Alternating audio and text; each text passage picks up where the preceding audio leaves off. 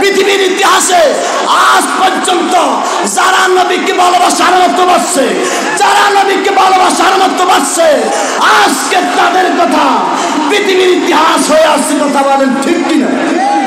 আর জোরে বলেন না ঠিক কিনা? আমার নবী কামলেওয়ালার ক্যাম্পাসার যারা করে, আমার নবী কামলেওয়ালার কথা যারা মাঠে ময়দানে বলে, তাদেরকে ধমক দেওয়া হয়। আমি মুমতাজুল আরেফিনকে প্রতিদিন অন্তত 1000 উপরে ফোন করে কল দিয়ে ধমক দেয়। আমি বললাম তোর ঠিকানা বল, তোর বাড়িতে যাবো, মেরে ফেলবি। ভয় করে না, নবীর গোলামেরা কখনো মরণকে ভয় করে না। জোরে বলেন ঠিক কিনা? আমরা কি মরণকে ডরি? আরো জোরে বলেন ডরি। মোরা কি মরণকে ডরি? আজরাইল তুমি যারে আমরা তার দুইজন দুই চাকরি করি। ঠিক কিনা? ওহাবিদের সাথে, দুশমনদের সাথে আমরা সম্পর্ক কখনো করব? আরো জোরে বলেন করব। নবী গো আমার মনে বালানা, ওহাবির মায়া বিয়া বৈরা সুখ বাইলাম না। নবী গো আমার মনে বালানা। আরে এক জাতের নস্তি আছে নামাজে রোজা করে। ঠিক কিনা? আর নস্তিদের, ওহাবিদের, তাবলিগীদের, জামাত শিবিরদের, দুশমন রাসূলদের সেজদা অনেক সুন্দর, রুকু অনেক সুন্দর, কিন্তু কলবে ঈমান। আর জোরে বলেন না ঈমান। আরে একই জাতের নস্তি আছে নামাজে রোজা করে, আহাই একই জাতের নস্তি আছে ভালো আমল করে। আমার নূর নবীজির শান শুনিলে মাথায় ঠাডা পড়ে। ঠিক কিনা? আর জোরে বলেন ঠিক কিনা? আমার নবীর শান, আমার নবীর মান, আমার নবীর তাজিম, আমার নবীর ইজ্জত তারা শুনতে পারে না। কথা কোন ঠিক কিনা? হৃদয় এসটি মিডিয়া, আহলে সুন্নাত ওয়াল জামাতি, মুক্তির পথ। ইমামে রব্বানি দরবার শরীফ, औलाद रसूल आबिद शाह मदानी, औलाद रसूल बहादुर शाह मुजद्दिदी। আরেকবার বলি আলহামদুলিল্লাহ। সংক্ষিপ্ত কয়েক মিনিট কথা বলবো। আবিদ শাহ মাদানির দয়া হয়েছে, এর জন্য কয়েক মিনিট সুযোগ পেয়েছি। কথা বলেন ঠিক কিনা? আর একটু জোরে বলেন ঠিক কিনা? পাওয়ার আসছে মদিনাতুল মুনাওয়ারা থেকে আবিদ শাহ মাদানির দরবারে। আবিদ শাহ মাদানির দরবার থেকে আমাদের কাছে আসবে, এই বিশ্বাস আমাদের আছে কি নাই? কণ্ঠের আওয়াজ ছেড়ে বলে আছে কি নাই?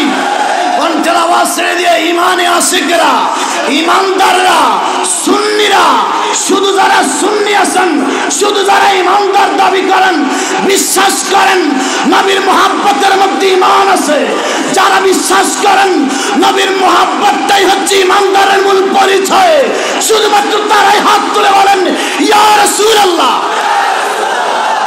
আরে তাকবীর, আল্লাহু আকবার, ইয়া রাসূলুল্লাহ, ইয়া রাসূলুল্লাহ। বাহাদুর শাহ মুজদ্দিদি আল আবিদি জিন্দাবাদ, জিন্দাবাদ। মোহাম্মদুল ইসলাম আরিফি সাহেব আমাদের রাসূলের দরবারে আগত নবীর আশিকেরা রে, রে নবীর প্রেমিকেরা, নবীজির আশিকদের উদ্দেশ্যে, নবীর মুহাব্বত নিয়ে, নবীজির প্রেম ভালোবাসা নিয়ে গো কয়েক মিনিট কথা বলবো। কত ভালোবাসা আমাদের মধ্যে আছে গো, কত প্রেম আমাদের মধ্যে আছে। আমার নবীর সাহাবীরা নবীর জন্য জীবন কুরবান দিয়েছে। কথা বলেন ঠিক কিনা? এমন একজন আশিক, এমন একজন প্রেমিক গো আমার নবীকে ভালোবাসে। শুধু ইয়া রাসূলুল্লাহ, ইয়া রাসূলুল্লাহ বলে কান্ত, শুধু ইয়া রাসূলুল্লাহ, ইয়া হাবিবাল্লাহ বলে বলে কান্ত।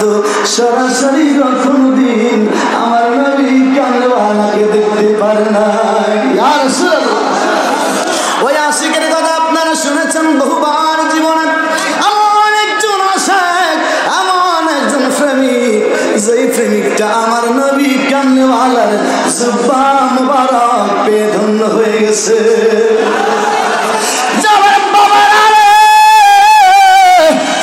নবীজিকে জীবন থেকে বেশি ভালোবাসত হযরত আবু বকর, নবীকে জীবন থেকে বেশি ভালোবাসত হযরত ওমর, নবী কামলেওয়ালাকে ভালোবাসতো হযরতে ওসমান। আমার নবী কামলেওয়ালাকে জীবন থেকে বেশি ভালোবাসতো হযরতে আলী। কথা বলেন ঠিক কিনা?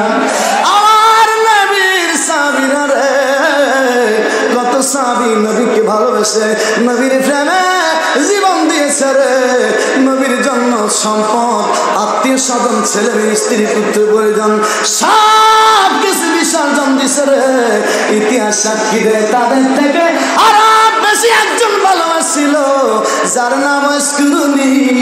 আবু বকর জুব্বা পায় নাই, ওমর জুব্বা পায় নাই, ওসমান জুব্বা পায় নাই, শেরে খোদা আলী জুব্বা পায় নাই। কথা বলেন ঠিক কিনা? আরো জোরে বলেন ঠিক কিনা? জুব্বা পেয়েছে কিসের জন্য? ভিন্ন রকম প্রেমের কারণে। কথা বলেন ঠিক কিনা? এই ঘটনাটাই আলোচনা আপনারা শুনেছেন। নবীজির গোলামের, মুর্শিদের গোলামের, আল মাদানির গোলামের কোনো চিন্তা নাই। চলো নবীজির জান্নাতে মদিনা। ইমানদারদের আওয়াজে তো আসতে হবে। কথা বলে ইমানদারদের আওয়াজে তো আসতে হবে। চলো নবীজির জান্নাতে।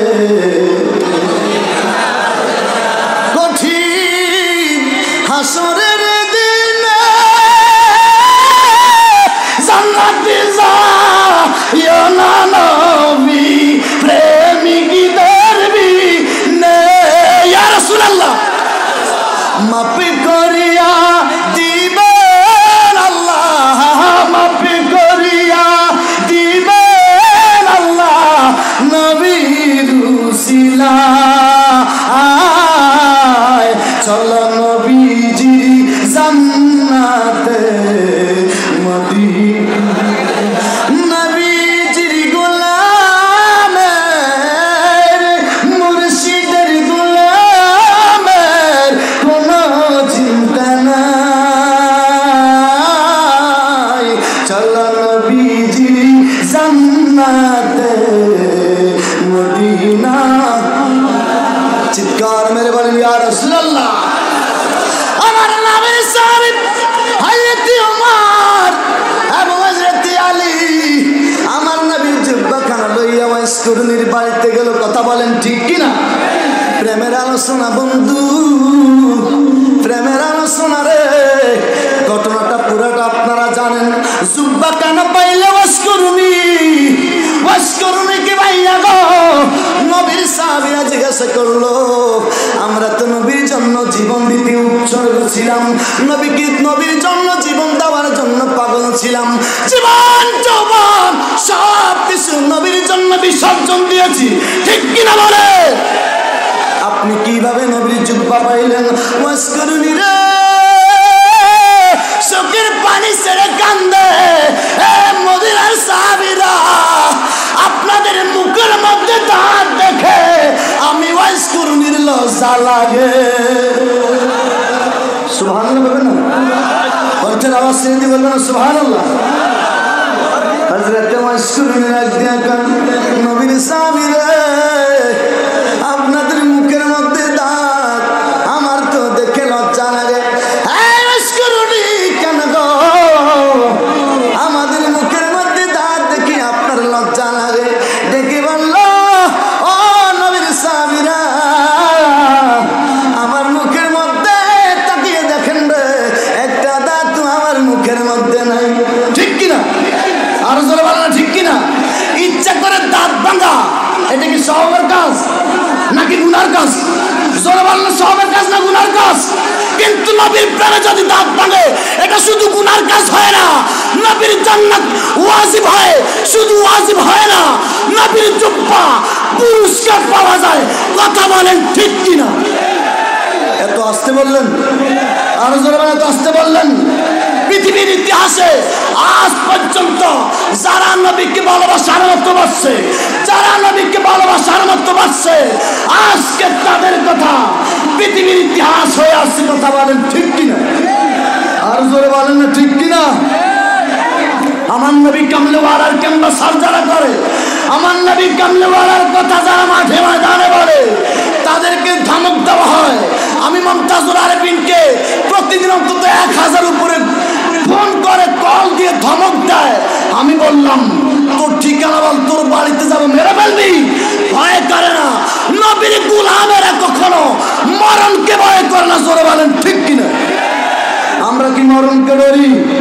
আরো জোরে বলেন ডরি। মোরা কি মরণকে ডরি?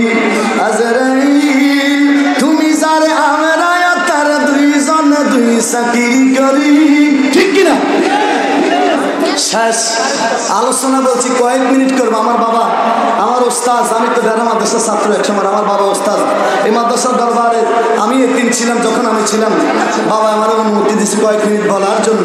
কিন্তু আমার ভাইজান অ্যাডভোকেট ইলিয়াস সাহেব তিনি বললেন ওহাবীরা আপনাকে গালিগালাজ করেছে জন্য সেই কথাটা আপনাদেরকে শোনাইব। মারহাবা বলেন। কি জন্য জানেন? আমি ওহাবীদেরকে বলেছিলাম ওহাবীদের মেয়েকে বিয়ে করার জন্য নিষেধ করেছিলাম এবং বলেছিলাম শিবির, তাবলিগি, মওদুদি, খারজি, লামাসাবি, আহলে হাদিস, জঙ্গি গোষ্ঠী যারা, দুশমনে রাসূল যারা, তাদের সাথে আমাদের কোনো সম্পর্ক, চিৎকার মারবে না, তাদের সাথে আমাদের কোনো সম্পর্ক। দুশমনে রাসূলের মেয়ে আমরা বিয়ে করব না, রাজি আছি? যদি বিয়ে করিও, যদি বিয়ে করিও, যদি সে সুন্নি না হয় তাহলে তাকে তালাক দেব, রাজি আছি কি নাই?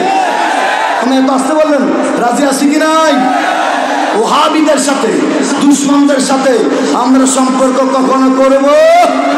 আর জোরে বলেন করব? নবী গো আমার মনে বালানা, ওহাবীর মায়া বিয়া কইরা সুখ বাইলানা না। নবী গো আমার মনে বালানা, আরে এক জাতের নস্তি আছে নামাজে রোজা করে, ঠিক কিনা? আর নস্তিদের, ওহাবীদের, তাবলিগীদের, জামাত শিবিরদের, দুশমন রাসূলদের সেজদা অনেক সুন্দর, রুকু অনেক সুন্দর, কিন্তু কলবে ঈমান। আর যারা বলেন না ঈমান। আরে এক জাতের নস্তি আছে নামাজে রোজা করে, আহাই এক জাতের নস্তি আছে ভালো আমল করে। আমার নূর নবীজির শান শুনিলে মাথায় ঠাড়া পড়ে, ঠিক কিনা? আর যারা বলেন ঠিক কিনা? আমার নবীর শান, আমার নবীর মান, আমার নবীর তাজিম, আমার নবীর ইজ্জত তারা শুনতে পারে না, কথা কোন ঠিক কিনা? আমার নূর নবীজির শান শুনিলে মাথায় ঠাড়া পড়ে। নবী গো ওহো আমার। এবার যুবকদের উদ্দেশ্যে, যারা বিয়ে করে না তাদের উদ্দেশ্যে, আহা তোমরা যারা বিয়ে করবা মনে মনে ভাবো, আহা সুন্নি যারা বিয়ে করবা মনে মনে ভাবো, আহে সুন্নি ঘরের মাইয়া দেখা সবাই বিয়া করো। নবী গো ও আমার। ওমা আলাইহিল বালাগ। মুমতাজুল আরেফিন আর কলম বানায়। আসসালামু আলাইকুম ওয়া রাহমাতুল্লাহি ওয়া বারাকাতুহু।